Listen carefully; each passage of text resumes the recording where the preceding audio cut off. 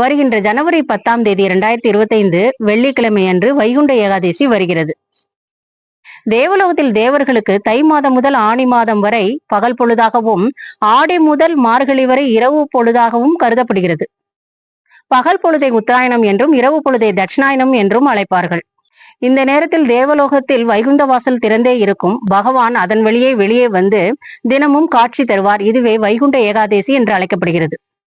வருடத்தில் 24 ஏகாதசிகள் வந்தாலும் இந்த மார்கழி மாதத்தில் வளர்பிறையில் வரும் இந்த வைகுண்ட ஏகாதசி மோட்ச ஏகாதசி என்று மிக சிறப்பு வாய்ந்ததாக கருதப்படுகிறது. அப்படி பார்க்கும் பொழுது இந்த மார்கழி மாதம் தேவலோகத்தில் விடியற்காலை அதிகாலை பிரம்ம முகூர்த்த காலம் அல்லது உஷ காலம் என்று கருதப்படுகிறது.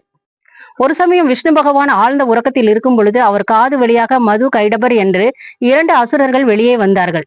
இரு அசுரர்களும் தேவர்களை மிகவும் துன்புறுத்தி வந்தனர். தேவர்களும் விஷ்ணு பகவானிடம் முறையிட விஷ்ணு பகவான் அவர்களுடன் போர் புரிந்தார். அவர்களும் விஷ்ணு பகவானிடம் சரணடைந்தார்கள். அவர்கள் வைகுண்டத்திலேயே இருக்கும் பாக்கியத்தை பெற்றார்கள். அந்த இரு சகோதரரும் தங்களைப் போல பலரும் இந்த பாக்கியம் பெற வேண்டும் என்று பெருமாளிடம் வேண்டினார்கள்.